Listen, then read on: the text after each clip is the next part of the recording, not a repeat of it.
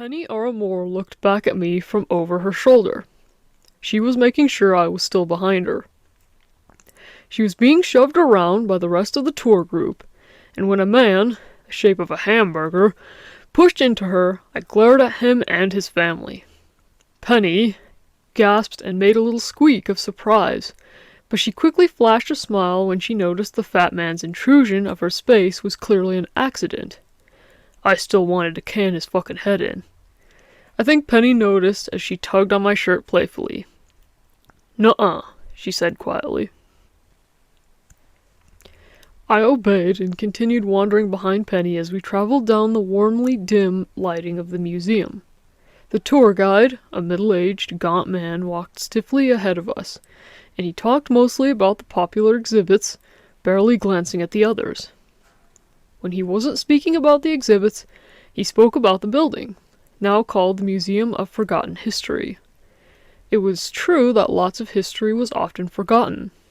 The very purpose of a museum was to remind people of the past, let them reflect. But this building, which had used to be a schoolhouse in the 1800s, now housed the strange and unusual side of history, forgotten relics and odd works of art. Really, it seemed rather pretentious. It was a museum dedicated to obscure artifacts, not popular works of art or known historical discoveries. To me, it was more like an antique store where you couldn't buy any of the items on display. But it mattered not. I wasn't here because I was fascinated with history. I was here because I was fascinated with Penny. Penny and I had been friends since the 3rd grade. I ran in a group of stray boys, and she ran in a group of rich girls. She was the head of the group, and it was easy to see why. She was kind, but her mind was sharp and her fists could form into hammers when she needed to put one of the girls in place. She didn't approve of shaming as a form of initiation, so anyone could join. Penny was 13 by the time she had the whole school hanging on her every word. Just 13. She wasn't book smart, but that's why she had Meek Miranda short for. Penny wasn't good at sports, but that's what she had Bailey, the brick naper, for. Penny didn't have a good sense of fashion, but that's what she had Sharon Banned for. In truth, Penny wasn't good at most things. All she was good at was communication and encouragement, and that was all she needed to be a good leader. My story was a lot less grand, but that's because I didn't focus on it much. I focused on Penny. I watched her rise to stardom from the shadows, along with the other boys who cared not about reputations and such. And that was the ironic thing. Penny didn't either. It's what made us friends. Penny's recruitment campaign was about survival, that was all. When Penny wasn't in school recruiting more girls or helping organize school events, she was out with us, the boys. We rode our bikes down to the docks where we threw lines. All of us were big fishers. We'd have joke-telling contests while we waited with our poles. Brock, our head man, was always in competition with Penny, and the rest of us usually sat back and enjoyed the show. It was that fun, sportsmanlike headbutting that made Penny more than just a pretty face in our group. We all respected her. Now, I couldn't get my eyes off her. I suppose I had always been in love, but it had never seemed so all-consuming till the past few years. We were now in college, most of our groups having dispersed, gone on to better or different things. But Penny and I stayed close. We hung out after we got done with both of our jobs respectively, often wasting away smoking grass. Good times. When the Museum of Forgotten History popped up in town, Penny begged me to take her. Of course, I told her to take herself, jokingly. But Penny actually seemed hurt. That's when I began to question our friendship and if that's really what we had. I began to get jitters when I saw her, and for the first time, questioned what was and was not appropriate to talk about. If she saw me as a potential mate, not simply a friend, then it was clear she was waiting for me. That prospect scared the shit out of me. All that was 2 years ago now. I finally, out of the blue, got us passes to the tour of the museum. I was scared of the possibility that it was too late, that I was too late. Thankfully, I was wrong. Penny was ecstatic, and couldn't wait to go, as if we were still in the past and the museum had just opened. So here we were, wandering the dark halls, our feet scraping across the red velvet carpet. And in this display, there is the quill and inkwell that was used by Frank R. Douglas to sign the Iron Treaty in 1754. Although Douglas signed the treaty for reasons of peace with the people of Chile, the Northwest Territories suffered greatly due to the agreement. This piece is in great condition despite passing through many hands. The guide let our group move toward the glass display that held the inkwell and turkey feather quill. Penny looked in the opposite direction, gazing up and down at the displays the guide wasn't mentioning. I watched her, paying no mind to the mellow voice of the tour guide. With her hands tight behind her back, Penny's breasts stuck out more, only accentuating her hourglass figure, her thin legs. She had a smile on her face as her eyes shined, taking in every little detail. This day had been a long time coming, and it was clear she wanted to relish in every second. "This is cool," I heard her whisper. Penny was looking deep into an exhibit, her fingertips pressed softly against the glass. I shuffled closer to her, peeking into the display. Behind the glass was a giant glass jar, a rusted tin lid. Inside the bottle, there seemed a stain that rounded out the bottom. "Looks like a pickle jar," I said. Penny giggled and said they would have to be huge pickles. The jar was big enough to fit a human head inside. Penny looked down to the information stamped into the metal below the glass display. Her fingers skimmed over the words imprinted on the metal tag. 1950 jar containing Desquidox? What in the devil is Desquidox? I don't know. I didn't really care either. History had never been of interest to me. It clearly was to Penny, though, as she turned around gracefully, and before I could tell her off, she asked for the tour guide. And when I say asked, I mean it. Penny had a voice like warm honey, so sweet and smooth, she never had to raise her voice to get people's attention. I had often fantasized about what her voice would sound like in the throes of deep pleasure. I liked to believe it would be the most beautiful sound you'd ever hear. That is, if you ever had the privilege. Everyone had turned to her, even the overgrown sausage that had knocked into her, his face slack with enchantment. The guide smiled at her and walked past the crowd toward us. I was embarrassed, something Penny rarely ever felt. She was too confident. The guide seemed a bit flushed himself, fiddling with his sleeves before deciding to just hide his rigid hands behind his back. "Yes, ma'am? I'd like to know more about this exhibit. What is it? I'm speaking of the Desquidox." "I see. Well, back in the 50s there was a viral outbreak. It was a small town in Ohio. No one really knows how it formed. There are many theories. Some say it was born of drinking poor or rotten cow's milk. Journalists cite a train that derailed a year before the outbreak, suggesting some kind of biochemical weapons were aboard.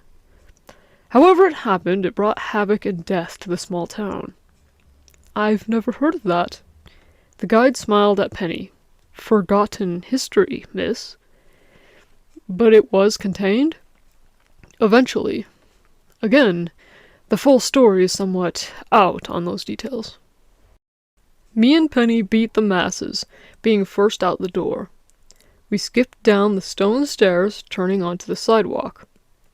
The day was gray, same as when we entered the building. My car was several blocks down the street, a byproduct of the museum being near the center of town. Penny suggested we walk through Maine to reach the car faster, and just take our chances with the masses of tourists. I put up my hands in a fighting stance, my way of agreeing with her. She laughed, then nearly pushed me into the street, saying I couldn't fight my way out of rice paper. "Well, did you have fun? Was it all you imagined?" I asked, teasing subtly. Ha ha. Better get a mirror, your sarcasm is showing. Did you though? Seriously? Seriously? Yeah, I had fun. There was a lot of cool stuff there. Though, I don't think there's any way it'll last. I'd give it 3 more years. Then it'll be bought out and turned into something else. 3 years? I'd give it 1.5. That was boring.